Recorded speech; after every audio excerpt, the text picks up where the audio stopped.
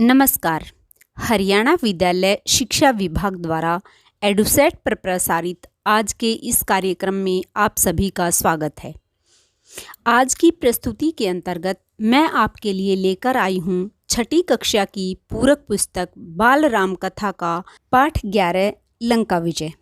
इस वीडियो के तहत हम इस पाठ की व्याख्या और इस पाठ के बहुविकल्पीय प्रश्नोत्तर दोनों ही चीज़ें करेंगे। हम सबसे पहले इसकी व्याख्या करेंगे, तो चलिए शुरू करते हैं। अभी तक हमने पढ़ा कि हनुमान ने सीता माता का पता लगा लिया कि उन्हें लंका का राजा रावण उठा कर ले गया है और ये सूचना उन्होंने श्री राम को दे दी। उसके बाद सुग्रीव और लक्ष्मण ने मिलकर लंका पर चढ़ाई करने की योजना बनाई। आज हम आगे पढ़ेंगे कि किस प्रकार उन्होंने लंका पर विजय प्राप्त की। चलिए पाठ शुरू करते हैं। लंका कूच की तैयारियां रात भर चली। सभी तैयार, सभी उद्यत। सुबह कूच से पहले सुग्रीव ने वानरों को संबोधित करते हुए कहा कि युद्ध भयानक होगा। इसमें केवल वही सैनिक जाएंगे जो शारीरिक और मानसिक रूप से स्वस्थ होंगे। जो सैनिक निर्बल हैं वो यहीं रहेंगे। वानर सेना को युद्ध के नियम बताए गए कि किस प्रकार से युद्ध करना है। सेना किष्किंधा से गरजती, दहाड़ती और किलकारियां भरती रवाना हुई। राम, लक्ष्मण और सुग्रीव की जय जयकार से आकाश गूंज उठा। लाखों वानर थे, चारों ओर कोलाहल। वे पेड़ पहाड़ों को रौंदते हुए आगे बढ़ रहे थे। इसका नेतृत्व नल कर रहे थे और पीछे पीछे हनुमान और जामवंत चल रहे थे। यह सेना की रणनीति का हिस्सा था कि इनका नेतृत्व कौन करेंगे, नल, और पीछे कौन रहेंगे, हनुमान और जामवंत। दिन रात चलकर सेना ने महेंद्र पर्वत पर डेरा डाला। वही महेंद्र पर्वत जहां से हनुमान ने छलांग लगाई थी। समुद्र निकट था। पर्वत पर सेना का ध्वज लगा, तंबू लगा दिए गए, पताकाएं हवा में लहरा रही थी। उधर लंका में खलबली मची थी।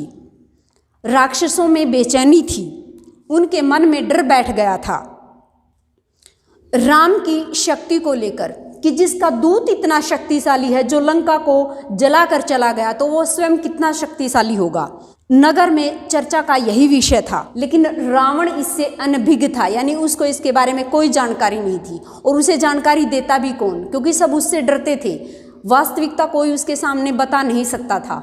किसी में इतना साहस नहीं था। ये चर्चाएं विभीषण ने सुनी। उसने सोचा ऐसी हताश सेना युद्ध नहीं कर सकती, उसकी पराजय निश्चित है। वे रावण के पास गए इस स्थिति की जानकारी देने, समझाने कि राम से युद्ध न किया जाए। उन्होंने कहा, आप सीता को लौटा दीजिए, सबका कल्याण इसी में है। सीता उन्हें मिल जाएगी तो वे लंका पर आक्रमण नहीं करेंगे। रावण ने विभीषण की बात को अनसुना कर दिया। उन्होंने विभीषण को अपने कक्ष से निकाल दिया और स्वयं भी अपने कमरे से बाहर आ गए। सभा की ओर चल दिए। रावण को राम के समुद्र तट पर पहुंचने का समाचार मिल चुका था। रावण के सैनिकों ने राम की पताकाएं दूर से ही देख ली थी। विभीषण रावण के पीछे पीछे चलते रहे। वो बोलते रहे, समझाते रहे, सीता आपके गले में डला हुआ सांप है, वह आपको डस लेगा। इसे छोटी बात मत समझिए। लंकाधीराज, लंकाधीराज यानी लंका का राजा, और लंका का राजा कौन था? रावण। ये संकेत महाविनाश के हैं। मैं अभी कहता हूँ, सीता को लौटा दीजिए, लंका बच जाएगी। विभीषण की बात सुनकर रावण को क्रोध आ जाता है और क्रोध में रावण अपने छोटे भाई विभीषण को कहते हैं कि तुम मेरे भाई नहीं हो, शत्रु हो। तुम मेरे शत्रु के शुभ चिंतक हो। उनका क्रोध और भड़क जाता है और वो गुस्से में कहते हैं कि तुम यहाँ से निकल जाओ, मुझे तुम्हारी जरूरत नहीं है। रावण सभागार की तरफ मुड़ जाता है और विभीषण पीछे। दोनों के रास्ते अलग अलग हो जाते हैं। विभीषण उसी रात अपने 4 सहायकों के साथ लंका से निकल गए। उन्हें राम की शरण में जाना उचित लगा। जैसे ही विभीषण और उसके सहायक समुद्र पार पहुँचे तो वानर सेना में खलबली मच गई। एक वानर चिल्ला चिल्लाकर सभी वानरों को सावधान कर रहा था कि हमारे शिविर में राक्षस आ पहुँचे हैं। विभीषण दूर खड़े थे। वानरों ने विभीषण को सुग्रीव के सामने पेश किया। विभीषण ने सुग्रीव को बताया कि हे वानरराज, मैं लंका के राजा रावण का छोटा भाई विभीषण हूँ। मैं राम की शरण में आया हूँ, आप मुझे उनके पास पहुँचा दीजिए।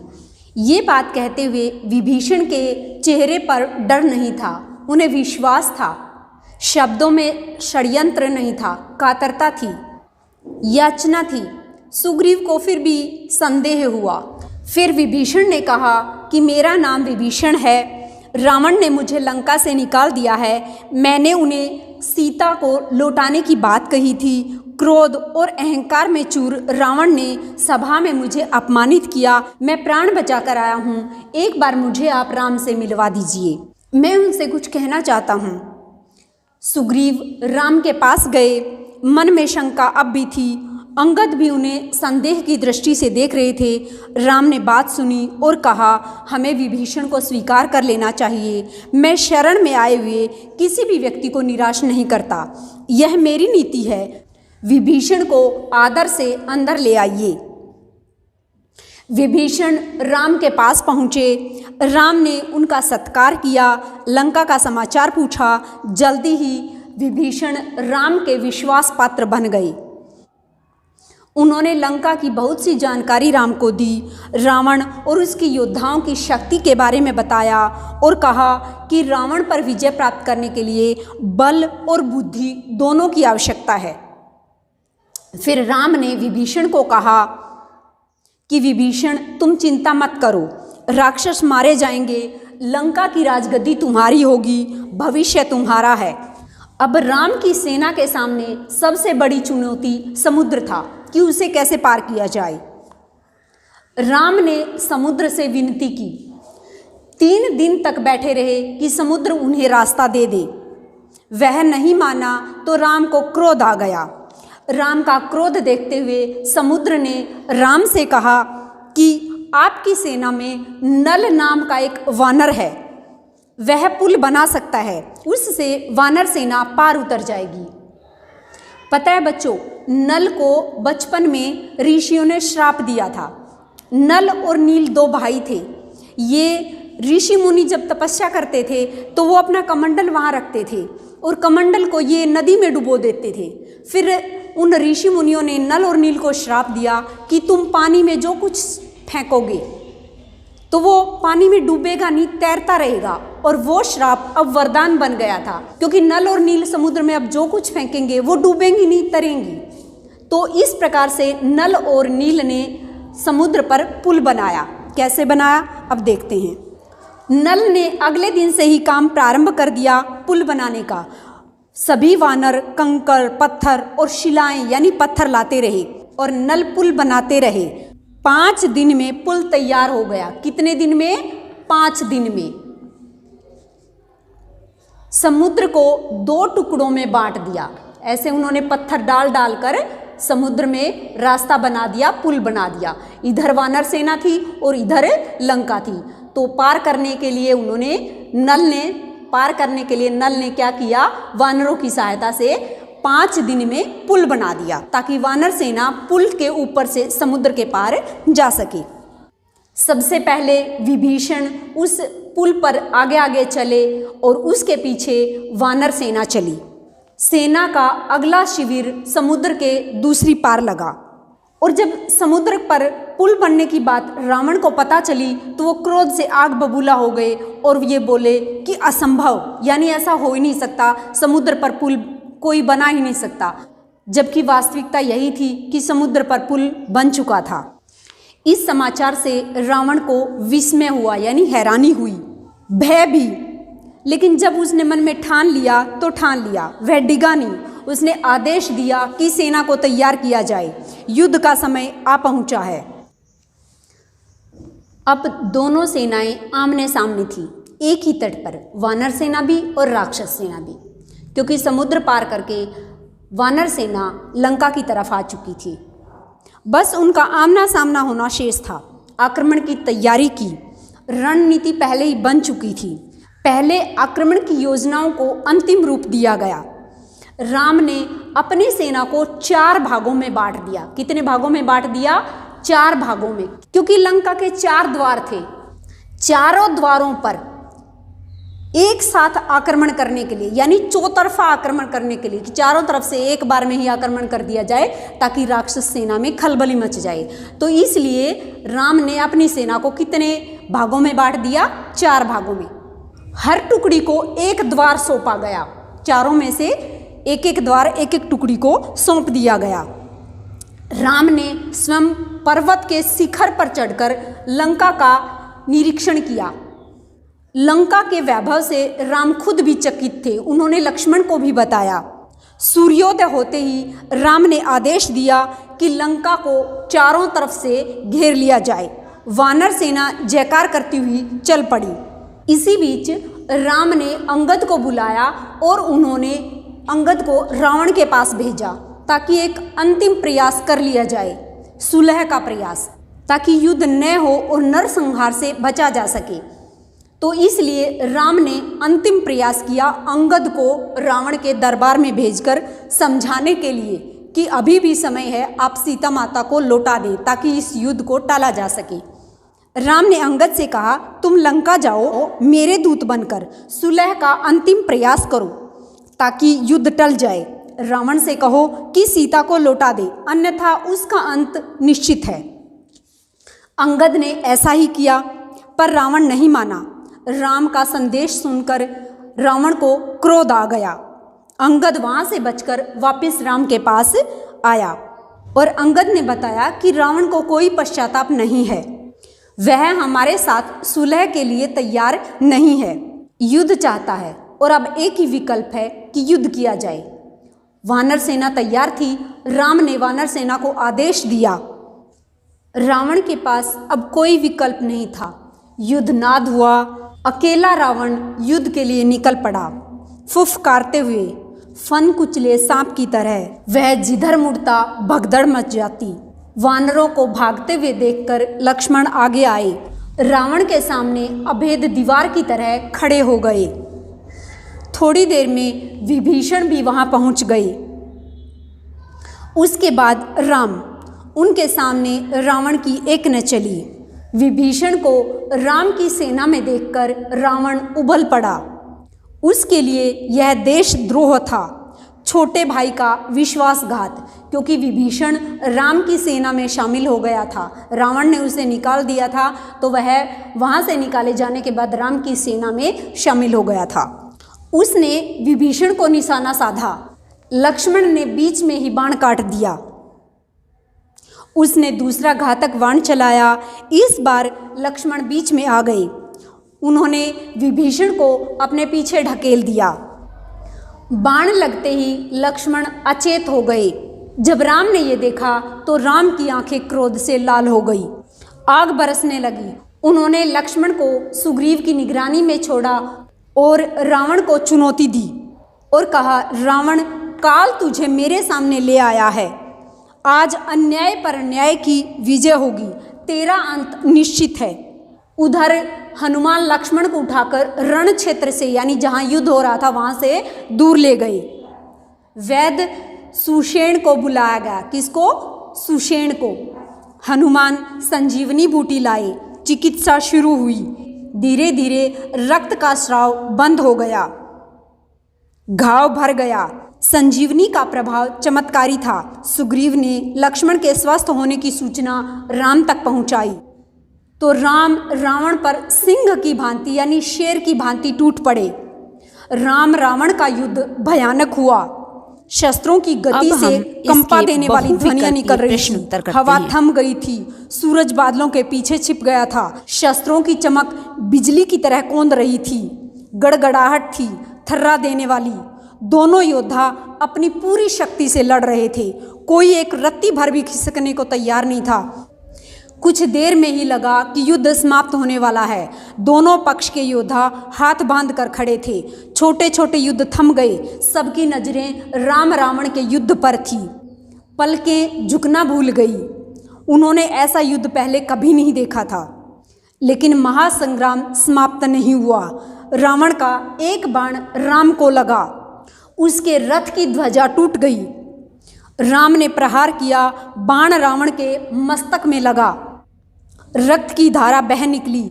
बीच में युद्ध कुछ पल के लिए रुका। रावण अपने महल में चला गया घोड़े और रथ बदलने। राम को इसकी आवश्यकता नहीं पड़ी। युद्ध फिर शुरू हुआ। अब उनके रथ एक दूसरे के सामने थे। योद्धा आंखों में आंखें डालकर देख सकते थे। राम के बाणों ने रावण के रथ का मुंह मोड़ दिया। वह पराजय का संकेत था। रावण हिम्मत हारने लगा। जब तक वह रथ घुमाता, राम का एक बाण उसके पार निकल गया। रथ मुड़ा, लेकिन रावण के हाथ से धनुष छूट गया। वह पृथ्वी पर गिर पड़ा, मारा गया। बची हुई राक्षस सेना हड़बड़ा गई, जान बचाकर भागी। उनका दिशा ज्ञान शून्य हो चुका था। जिसे जिधर अवसर मिला भागा। कुछ राक्षस वानर सेना की ओर दौड़ पड़े, कुछ भागते हुए समुद्र में जा गिरे। लंका विजय अभियान पूरा हुआ। राम की जय जयकार होने लगी। कुछ समय पूर्व का रण क्षेत्र एकदम बदल गया। शस्त्रों की टंकार की जगह किलकारियों ने ले ली। वानर सेना उछल कूद करने लगी। समुद्र से ठंडी हवा आ रही थी। शस्त्रों से उत्पन्न गर्मी वह अपने साथ बहा कर ले गई। कोलाहल तुमुल नाद में परिवर्तित हो गया। प्रसन्नता सर्वव्यापक थी।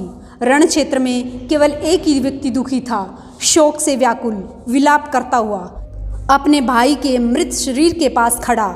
राम ने विभीषण को समझाया, मित्र शोक मत करो। रावण महान योद्धा था। उसकी अंत्येष्टि महानता के अनुरूप होनी चाहिए। मृत्यु सत्य है, इसे स्वीकार करो। राम ने एक एक वानर का आभार माना। सुग्रीव को गले लगाया। राम ने लक्ष्मण से विभीषण के राज्याभिषेक की तैयारी करने के लिए कहा। वे चाहते थे कि रावण की अंत्येष्टि के बाद विभीषण का राज तिलक कर दिया जाए, उसमें विलंब न की जाए, यानी देर न की जाए। उन्होंने हनुमान को बुलाया और अशोक वाटिका में जाने का निर्देश दिया। उन्होंने कहा, यह संदेश आपको ही सीता तक पहुंचाना है। उन्हें लंका विजय का समाचार दीजिए। उनका संदेश लेकर शीघ्र आइए। विभीषण के अंत्येष्टि से लौटने तक उनके राज्याभिषेक की तैयारी हो चुकी थी। लक्ष्मण राजमहल पहुंच गए। वानर स्वर्ण कलश से समुद्र का पानी ले आए। लक्ष्मण विभीषण के पास गए, उन्हें साथ लेकर राज सिंहासन तक आए। सोने का चमचमाता हुआ सिंहासन रत्नों और मणियों से जड़ित। समुद्र जल से उन्होंने सभासदों के सामने विभीषण का अभिषेक किया। अब विभीषण लंका के राजा थे। इसी बीच हनुमान अशोक वाटिका से लौट आए राम के पास। उन्होंने कहा, माता सीता लंका विजय का समाचार सुनकर प्रसन्न हुई। वे आपसे मिलने के लिए अधीर हैं। तब तक विभीषण भी वहां आ चुके थे। राम उनकी ओर मुड़े और कहा, लंकापति सीता अब भी आपकी अशोक वाटिका में है। उन्हें यहाँ लाने की व्यवस्था की जाए। वानर सेना चुहल कर रही थी, अटखेलियों में लगी थी। राम का निर्देश सुनकर उनकी उत्सुकता बढ़ गई। सुग्रीव, जामवंत, नल और नील भी उत्सुक थे। अंगद को प्रतीक्षा थी, क्योंकि हनुमान को छोड़कर किसी ने सीता माता को नहीं देखा था और सभी सीता माता को देखना चाहते थे। जब सीता आई तो सबको अपनी कल्पनाओं से अधिक लगी। सुंदर, सौम्य, शांत। उस सुंदरता में 1 वर्ष बाद पति से मिलन की प्रसन्नता शामिल थी। कष्ट अब इतिहास हो चुका था। इसी के साथ हमारा आज का पाठ लंका विजय समाप्त होता है। इस पाठ में हमने पढ़ा कि राम लक्ष्मण के साथ वानर सेना समुद्र के तट पर पहुंच जाती है। समुद्र से विनती करने पर समुद्र बताते हैं कि नल नाम का वानर इस पर पुल बना सकता है। दोनों सेनाओं का आमना सामना होता है। कभी रावण की सेना भारी पड़ती है तो कभी राम की सेना, लेकिन धीरे धीरे एक एक करके रावण के सभी महाबली, उनके सेनापति, उनके भाई सभी मारे जाते हैं और अंत में राम और रावण के युद्ध में रावण मारा जाता है। उसके बाद विभीषण का राज तिलक किया जाता है। सीता माता को वापस लाया जाता है। अब हम इसके MCQs करते हैं। तो चलिए इसके MCQ शुरू करते हैं। प्रश्न नंबर 1 है, किष्किंधा से चली वानर सेना का नेतृत्व कौन कर रहा था? इसके ऑप्शन हैं क नल, ख नील, ग हनुमान या घ अंगद। सही उत्तर क है नल। प्रश्न नंबर 2 है, दिन रात चलकर वानर सेना ने कहाँ पर डेरा डाला यानी पड़ाव डाला यानी कहाँ ठहरे वो? ऑप्शन हैं क मैनाक पर्वत पर, ख महेंद्र पर्वत पर, ग समुद्र तट पर या घ इनमें से कोई नहीं। सही उत्तर ख है महेंद्र पर्वत पर। प्रश्न 3 है, आप सीता को लौटा दें, सबका कल्याण इसी में है। ये वाक्य या ये कथन किसने किसको कहे? ऑप्शन हैं क विभीषण ने रावण को, ख है विभीषण ने कुंभकर्ण को, ग है इंद्रजीत ने रावण को या घ है अक्षकुमार ने रावण को। सही उत्तर क है विभीषण ने रावण को। प्रश्न नंबर 4 है, विभीषण ने रावण को क्या सलाह दी? ऑप्शन हैं क राम से मित्रता करने की, ख राम से क्षमा मांगने की, ग सीता को लौटाने की या घ इनमें से कोई नहीं। सही उत्तर ग है सीता को लौटाने की। प्रश्न नंबर 5 है, विभीषण ने अपने 4 सहायकों के साथ लंका से निकलकर किसके पास गई? ऑप्शन हैं क हनुमान के पास, ख सुग्रीव के पास, ग लक्ष्मण के पास या घ राम के पास। सही उत्तर घ है राम के पास। तो विभीषण जो थे वो लंका से निकलकर राम के पास गए। प्रश्न नंबर 6 है, राम की नीति क्या थी? ऑप्शन है शरण में आए व्यक्ति को बंदी बनाना, शरण में आए व्यक्ति का अपमान करना, शरण में आए व्यक्ति की रक्षा करना या शरण में आए व्यक्ति का सम्मान करना। सही उत्तर ग है शरण में आए व्यक्ति की रक्षा करना।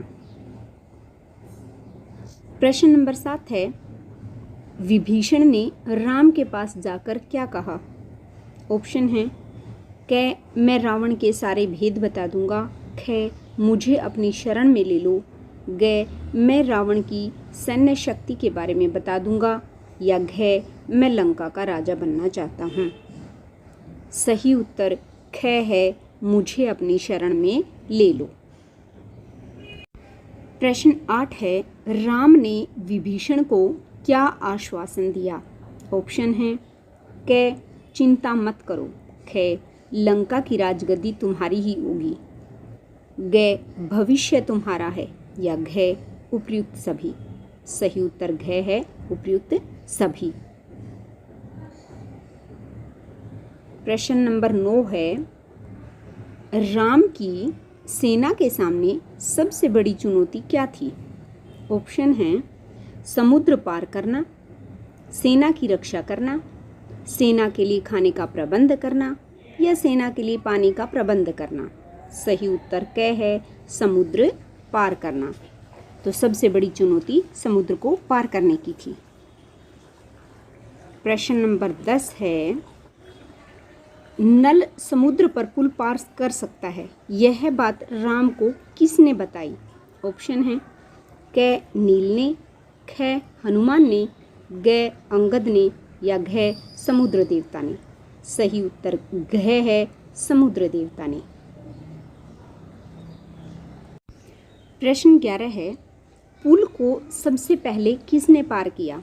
ऑप्शन है क राम ने, ख लक्ष्मण ने, ग विभीषण ने या घ सुग्रीव ने। सही उत्तर ग है विभीषण ने। प्रश्न 12 है, राम ने अपनी सेना को कितने भागों में बांटा? ऑप्शन हैं क 2 भागों में, ख 3 भागों में, ग 4 भागों में या घ 5 भागों में। सही उत्तर ग है 4 भागों में।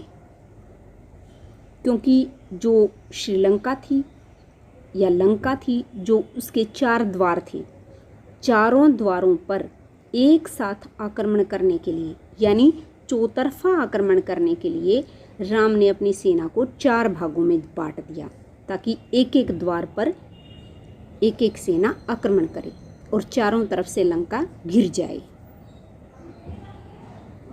प्रश्न 13 है, सुलह का अंतिम प्रयास करने के लिए राम ने रावण के पास किसे भेजा?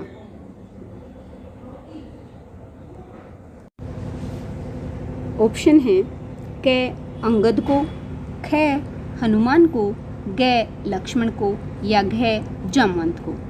सही उत्तर क है अंगद को। प्रश्न 14 है, निकुंभ, देवांतक और त्रिशिरा की मौत किसके हाथों हुई? ऑप्शन है क अंगद के हाथों, ख लक्ष्मण के हाथों, ग सुग्रीव के हाथों या घ हनुमान के हाथों। सही उत्तर घ है हनुमान के हाथों। प्रश्न 15 है, राम के पक्ष में वह कौन था जो रावण की मृत्यु पर दुखी था? ऑप्शन है क लक्ष्मण, ख विभीषण, ग अंगद या घ जामवंत। सही उत्तर ख है विभीषण, क्योंकि विभीषण बेशक राम के पक्ष में थे लेकिन रावण के भाई थे, अतः रावण की मृत्यु पर वो दुखी थे। प्रश्न नंबर 16 है, विभीषण का राज्याभिषेक किसने किया? ऑप्शन है क राम ने, ख लक्ष्मण ने, ग सुग्रीव ने या घ अंगद ने। सही उत्तर ख है लक्ष्मण ने। प्रश्न नंबर 17 है, लक्ष्मण के लिए संजीवनी बूटी कौन लाया? ऑप्शन है क अंगद, ख नील, ग जामवंत या घ हनुमान। सही उत्तर घ है हनुमान। प्रश्न नंबर 18 है,